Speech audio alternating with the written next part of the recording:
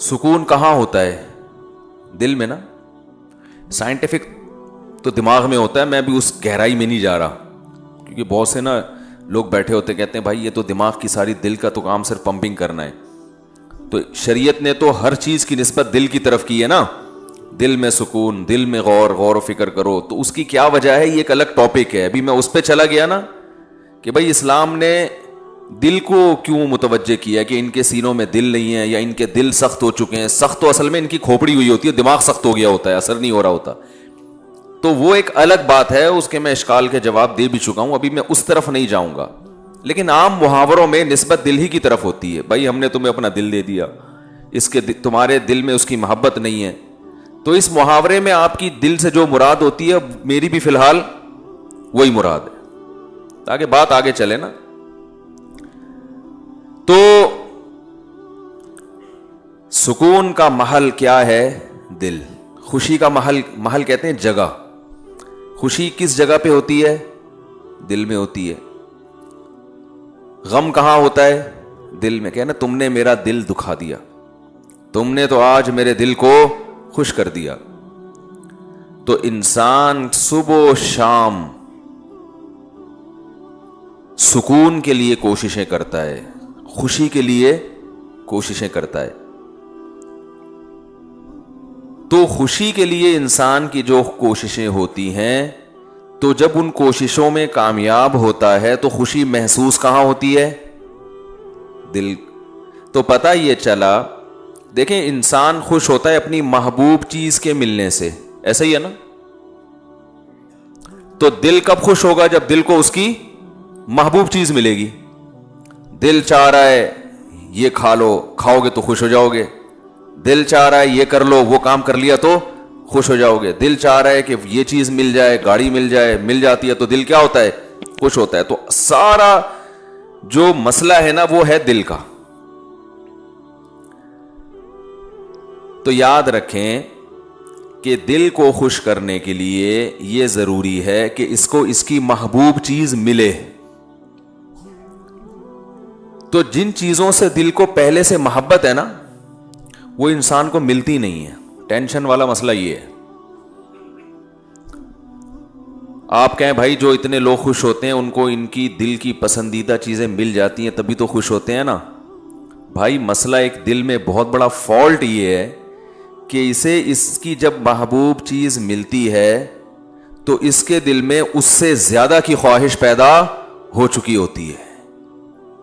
سمجھ رہے ہیں بات کو؟ لہذا یہ پہلی مرتبہ میں تو اس سے خوش ہوتا ہے, اس کے بعد پھر یہ اس سے خوش نہیں ہوتا, اس سے زیادہ مانگتا ہے. ہمارے ایک دوست ہیں, اللہ نے ان کو مالی وسعت دی, وہ ایک زمانے میں بڑی غربت تھی, تو مجھے اپنا واقعہ بتا رہے تھے کہ یار جب ہم غریب تھے, مدرسے میں پڑھتے تھے, کہتے ہیں تو میں نے اس وقت کہیں سے ہمیں یاد ہے ایک پراٹھا آ گیا کہیں صبح ناشتے میں سوکھی روٹی ملتی تھی. کہہ رہے ہیں وہ پراٹھے کے نا ہم سب طلبہ نے ٹکڑے کیے, ایک ایک ٹکڑا, ایک ایک پراٹھا سب کو ملا, یعنی پراٹھے کا ایک ایک ٹکڑا سب کو ملا. کہہ رہے ہیں یار اس وقت اس میں اتنی خوشی سے ہم نے وہ ٹکڑا کھایا ہے کہ اب انڈے مکھن میں وہ مزہ نہیں آتا.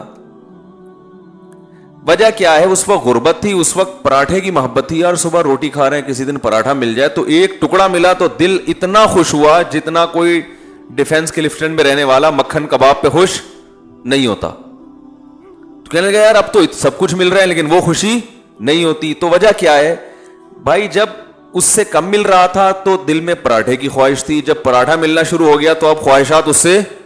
یہ جو بڑے بڑے مالدار لوگ ہیں نا ہمارے, اکثر سیاستدان, سارے نہیں, یہ کباب پراٹھے پہ تھوڑی خوش ہوتے ہیں. ان کو آپ بریانی کھلا دو, ان کو سیخ کباب کھلا دو, ملائی بھائی, کیا یہ تو غریبوں کے کھانے ہیں. بھئی اب کیا کھانا ہے؟ آپ نے کباب بھی کھا لیے, پراٹھے بھی کھا لیے, آپ نے جو ہے وہ نہاری بھی کھا لی, بریانی بھی کھا لی, برگر بھی کھا لیا, پیزا بھی کھا لیا, ایسی ایسی خوراکیں, ترکی کی ڈشیں آپ نے کھائی ہیں, جاپنیز ڈشیں آپ نے, جو ان کا دل چاہتا ہے کھاتے ہیں, لیکن ان کو اس میں وہ مزہ نہیں آتا. یہ کہتے ہیں وہ جائیدادیں کھلاؤ اب ہمیں, یہ کباب یہ تو ڈیفنس کلفٹن کے عام مالدار لوگ کھا لیتے ہیں یار, یہ کیا ہے؟ اب یہ اتنے ارب پتی بن چکے ہوتے ہیں کہ ان کی نظر میں اب یہ کباب بریانی کی کوئی ویلیو نہیں رہتی. اب جو بڑے بڑے سیاستدان ہیں ان کی خواہش کیا ہوتی ہے؟ بھائی جائیدادیں کھلاؤ یار ہمیں. اور جائیدادیں بھی ایک سرجانی ٹاؤن کی نہیں چاہیے ان کو. یہ چائنا پٹی ہے تو غریبوں کی کرپشن ہے. اور جائیدادیں کچھ اسلام آباد کے پورا آدھا بحریہ ٹاؤن کھلا دو ہم کو. یہ اگر ان کو نہ ملے تو ڈپریشن میں چلے جاتے ہیں. عجیب مصیبت ہے. انسان ہمیشہ سے یہ حقیقت جانتا ہے کہ دل کی جب ایک خواہش پوری ہوتی ہے تو وہ اس سے بڑے کی خواہش اس میں پیدا ہوتی ہے. تو یہ عجیب بات ہے کہ یہ تو کبھی خوش ہو ہی نہیں سکتا. یہ ایک ایسی حقیقت ہے جس کو ساری دنیا کے سارے ماہرین مانتے ہیں, لیکن پھر بھی وہ دنیا سے محبت کرتے ہیں. تو بتاؤ کبھی ایسے دل کو سکون مل سکتا ہے؟ آج آپ کی خواہش ہے یہ مل جائے, تو جب وہ ملے گا نا تو اس سے آگے کی خواہش پیدا ہو چکی ہوگی, پھر اس سے آگے کی پیدا ہو چکی ہوگی. متنبی ایک شاعر ہے, اس کا بڑا زبردست شعر ہے, ما قضا احد منها لبانته ولن انتهى عرب الا الى عربی. اس دنیا میں کبھی کسی نے اپنی حاجت کو پورا کیا ہی نہیں ہے.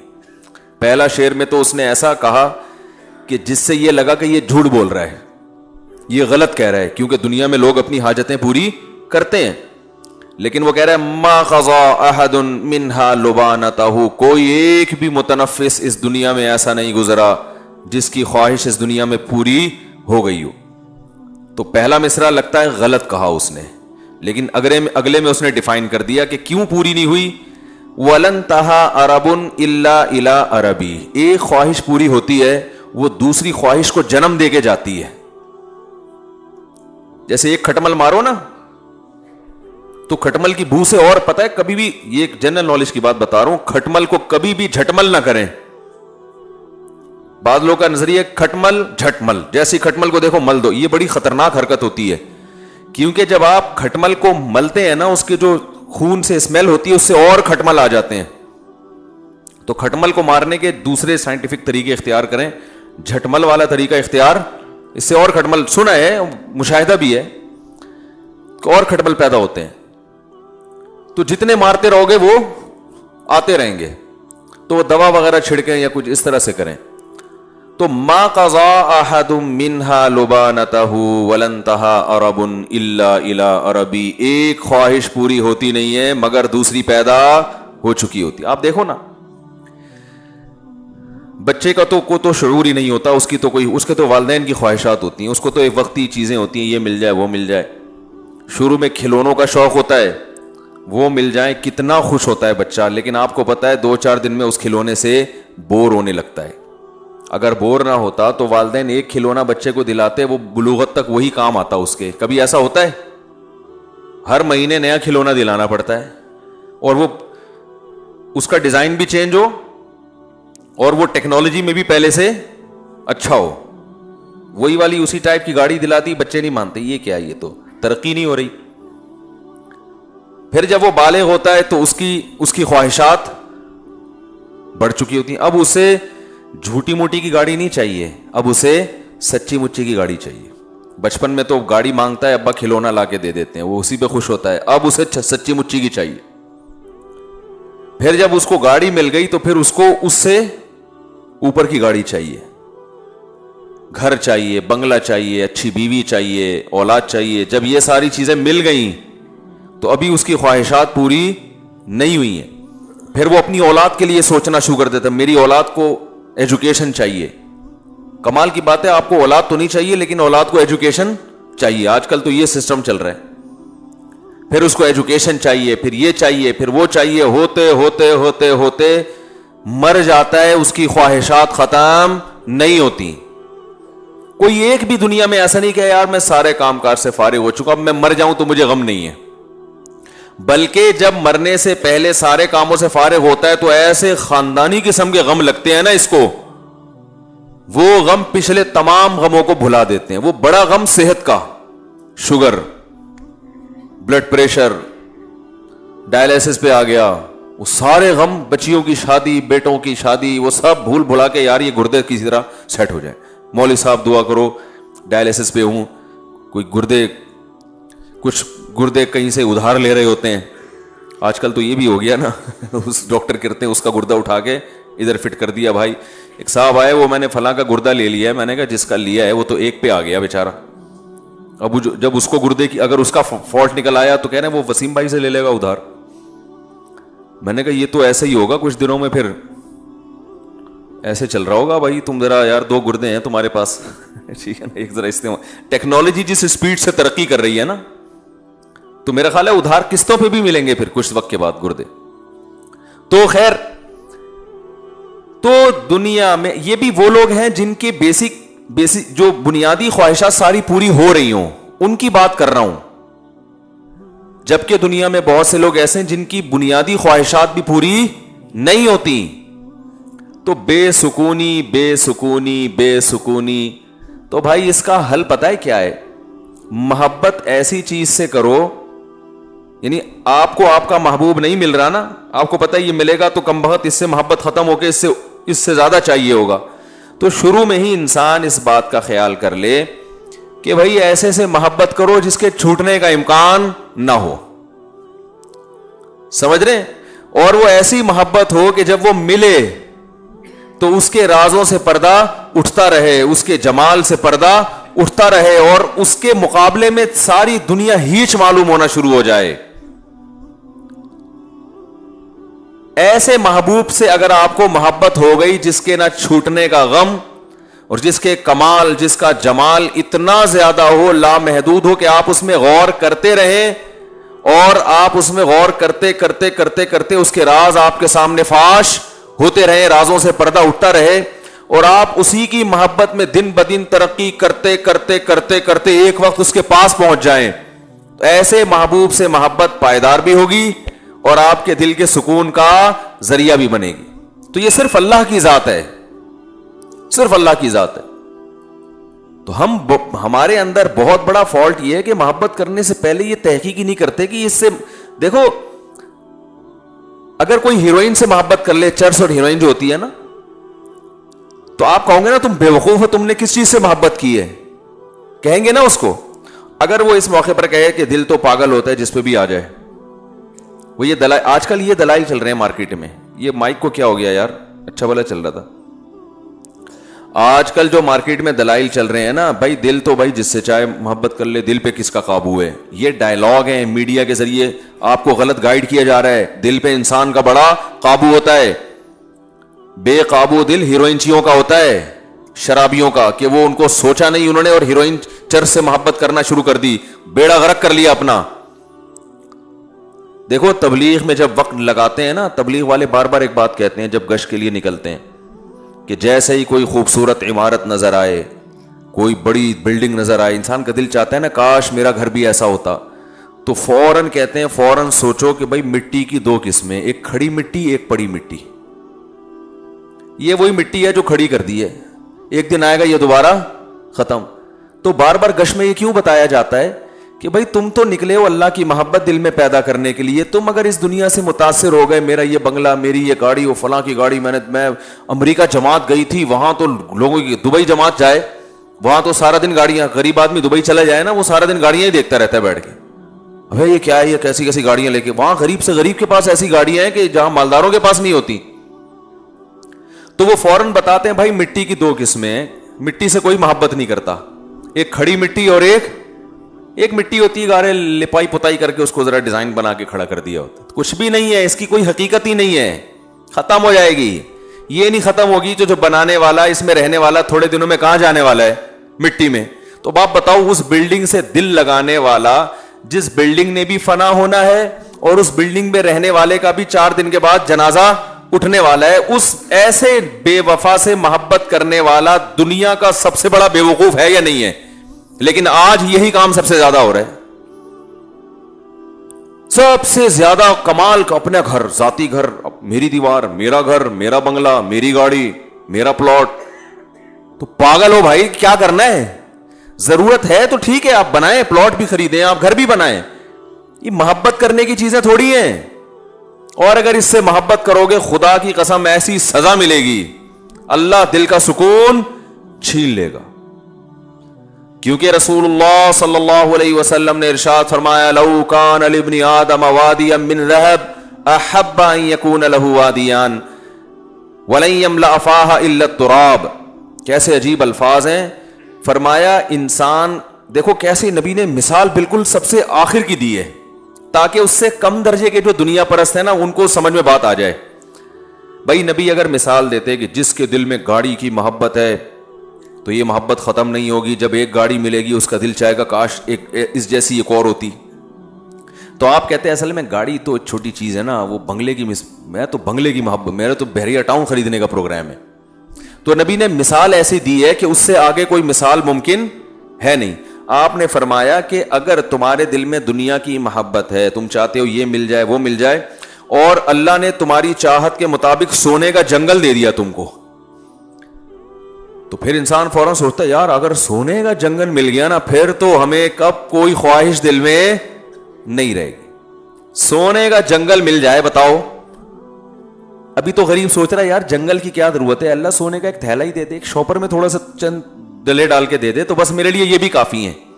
ابھی تو یہ سوچ رہے ہو نا بھائی ایک ٹکیا مل جائے بس, مجھے کوئی نہ رکشا چلانے کی ضرورت رہے گی نہ اوبر چلانے کی ضرورت رہے گی, ایک تھوڑی سی اینٹ مل جائے سونے کی. تو نبی نے فرمایا کہ تم ایک اینٹ کی بات کرتے ہو, تم ایک بلاک کی بات کرتے ہو. نبی نے فرمایا میں اللہ کا پیغمبر ہوں, اللہ کا نمائندہ ہوں, میری زبان سے حق کے علاوہ کچھ بھی نہیں نکلتا.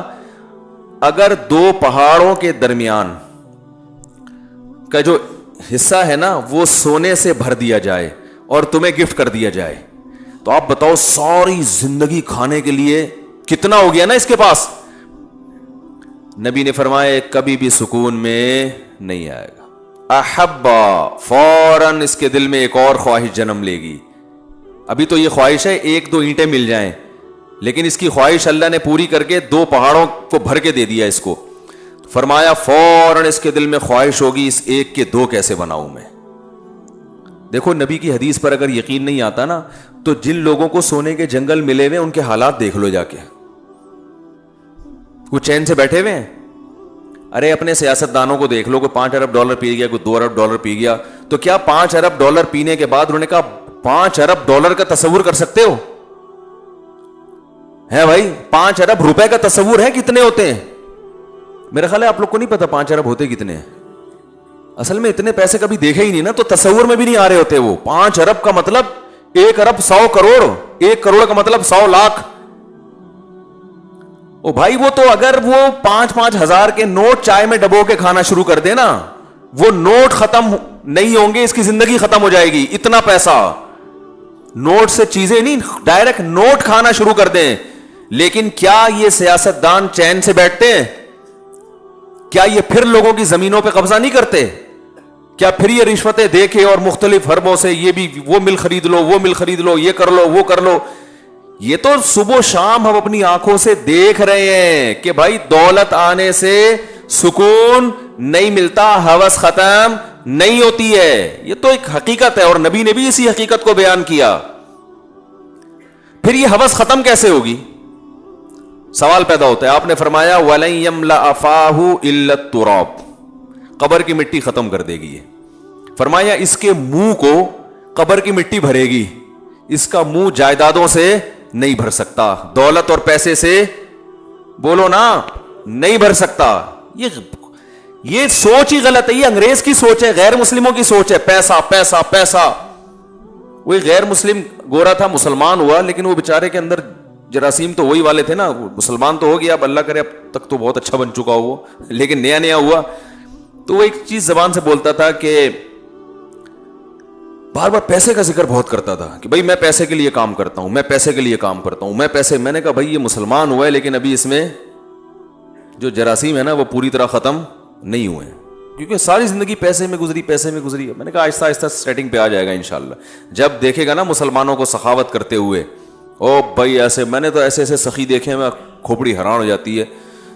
اچھے لوگ بھی ہیں, اچھے تاجر ہیں, ایسی سخاوت, غریبوں کو کھلا رہے ہیں. مدرسوں بھی, ابھی اب جامعۃ الرشید میں ایک ہمارے استاذ ہیں, انہوں نے دعوت کی, پتہ چلا اندرون سندھ کتنے مدرسے چل رہے ہیں, غریب ہاریوں پہ محنت کر رہے ہیں. ہزاروں ہندوؤں کو مسلمان کیا جو بالکل پست, اور ان پر پھر اپنا پیسہ لگا کے ان کے لیے مدرسے بنائے, ہاسٹل بنائے. کوئی بڑی سے بڑی این جی او ایسا نہیں کر سکتی جو ایک ایک فرد کر رہا ہے. تو میں نے کہا جب یہ گورا رہے گا نا تھوڑا سا ان لوگوں میں, تو آہستہ آہستہ اس کی سیٹنگ انشاءاللہ صحیح ہو جائے گی.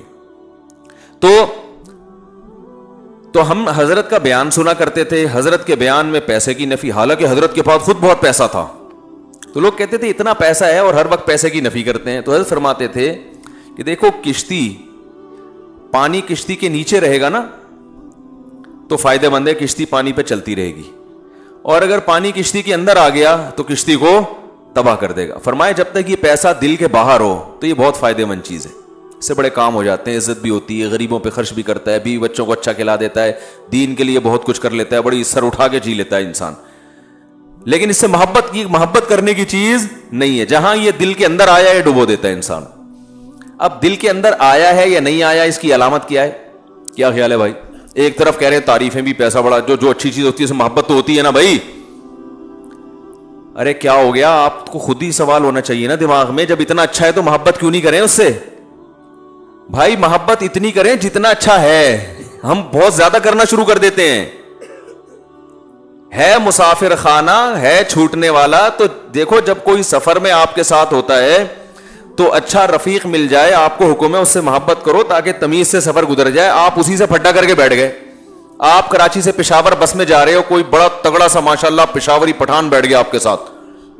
اب آپ تھوڑا ہیلو ہائی کر کے زندگی گزارو گے نا, آپ نے لڑائی کر لی اس سے, تو وہ سفر آپ کا تمیز سے گزر جائے گا؟ پٹا کر لیا, گالی دے دی, ہو گریبان ہو گتم گتا, یا تو آپ بولو گے سیٹ میری تبدیل کر دو. وہیں بیٹھے رہو گے تو اس کو بھی, وہ بھی ڈپریشن میں جائے گا. وہ تو نہیں جائے گا وہ نہیں جائے گا. آپ نے پٹا ایسے آدمی سے لے لیا, آپ خود ڈپریشن میں چلے جاؤ گے. اس کا تو اخپل وطن ہے وہ.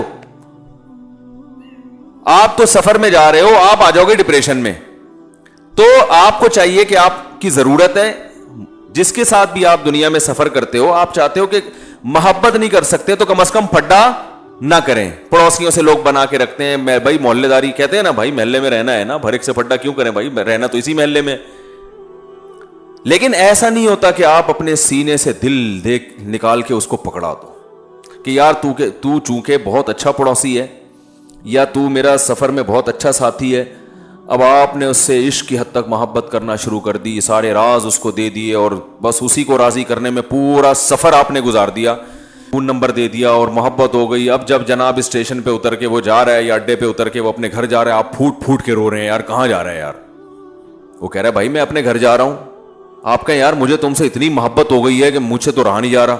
کہہ گئے تمہارا ہیڈیک ہے بھائی, تمہیں محبت کرنے سے پہلے کم از کم 20 دفعہ سوچنا چاہیے تھا کہ تمہارا اسٹیشن الگ, میرا اسٹیشن الگ.